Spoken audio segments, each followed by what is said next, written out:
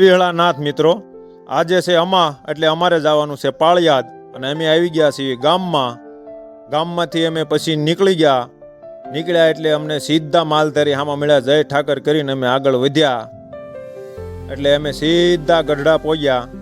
ગઢડામાં તમે જોવો છો આ લોકેશન કયું છે તમે કોમેન્ટ કરીને તમે જણાવજો.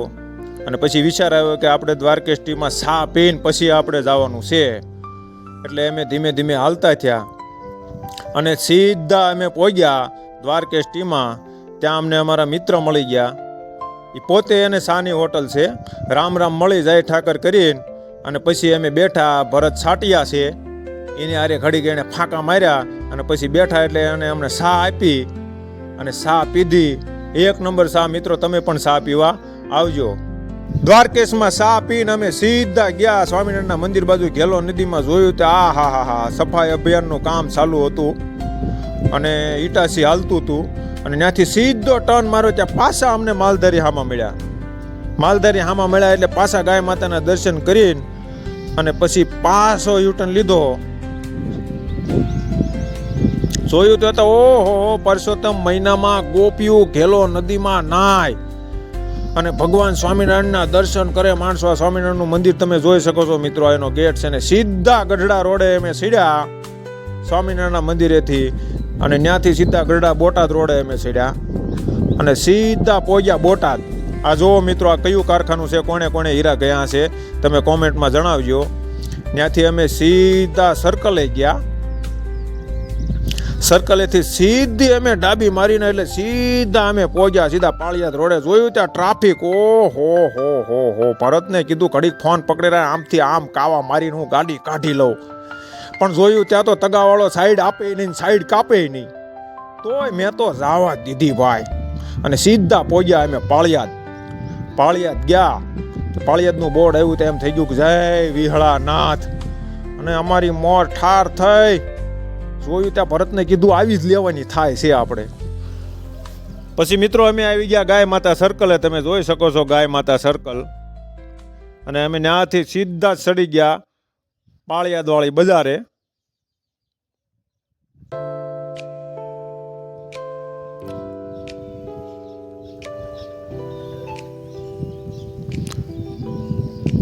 એટલે સીધું જ આ બીજું સર્કલ આવ્યું ગદ્યાવાળા સર્કલેથી અમે આગળ હાલ્યા એટલે પછી ત્રીજું સર્કલ આવ્યું.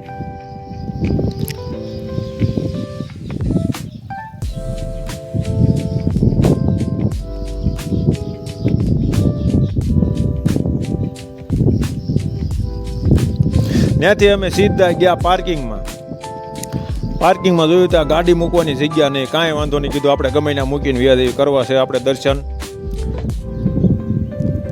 અંદર ગયા એટલે ટ્રાફિક એવડું હતું.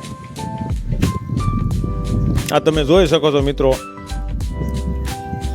આમાં ભરવા માણસો, કેટલી માણસોને શ્રદ્ધા છે તમે વિચાર કરો. તમે પણ પ્રેમથી બોલો જય વિહળાનાથ. અંદર ગયા એટલે પછી ભરતે મને કીધું કે ભાઈ વિહળાનાથની જય બોલાય એટલે મેં વિહળાનાથની જય બોલાય.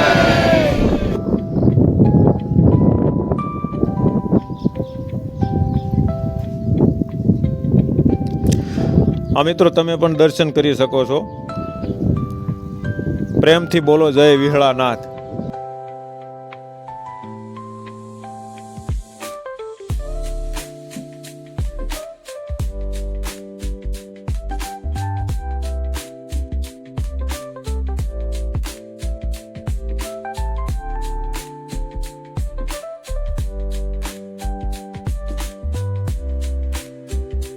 ખજાના દર્શન કરીને પછી અમે સત્સંગ ચાલુ હતો એટલે અમે સત્સંગ સાંભળવા ગયા. ઘડીક સત્સંગ સાંભળ્યો, તમે પણ સાંભળી શકો છો.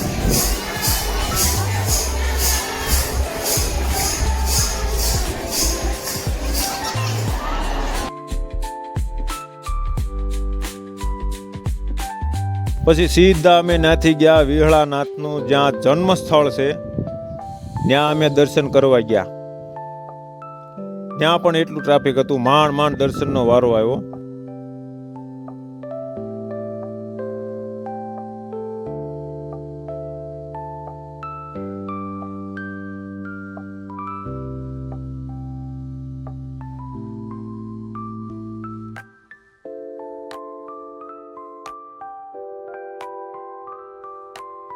પછી મિત્રો અમે અંદર પીપળાના દર્શન કરવા ગયા અને આ એ જ પીપળો છે મિત્રો.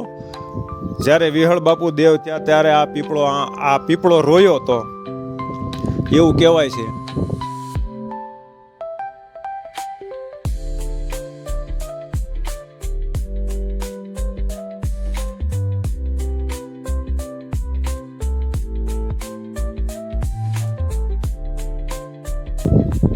તો મિત્રો તમને અમારો વ્લોગ સારો લાગ્યો હોય તો તમે લાઈક કરજો, શેર કરજો અને કોમેન્ટ કરજો અને કોમેન્ટમાં લખજો પ્રેમથી જય વિહળાનાથ.